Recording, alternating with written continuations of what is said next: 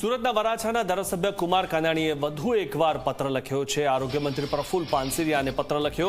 આયુષ્માન કાર્ડથી સારવાર માટે સમસ્યા સર્જાતી હોવાનો પત્રમાં ઉલ્લેખ કર્યો છે. આયુષ્માન કાર્ડ રિન્યુઅલ અને નવા કાર્ડ માટે લોકોને પારાવાર મુશ્કેલી પડી રહી છે.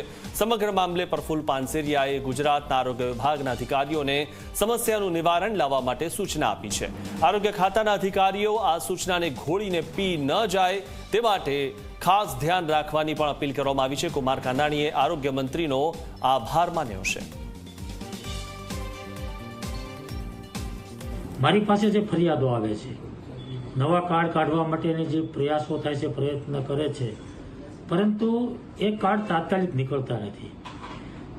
જે દર્દીના હાથમાં કાર્ડ છે, હોસ્પિટલમાં દાખલ થાય છે, કાર્ડ એપ્રુવલ માટે મૂકવામાં આવે છે, એને 10-12 દિવસ 15 દિવસ એપ્રુવલ મળતા નથી. એટલે આ યોજનાનો લાભ લોકોને લેવા માટે તકલીફ પડે છે. આરોગ્ય વિભાગની બેદરકારીને કારણે જે વિલંબ થાય છે એનું ધ્યાન આરોગ્ય મંત્રીને દોર્યું છે, પત્ર લખ્યો છે અને મને આનંદ છે કે આરોગ્ય મંત્રીએ આ પત્રની નોંધ લીધી છે.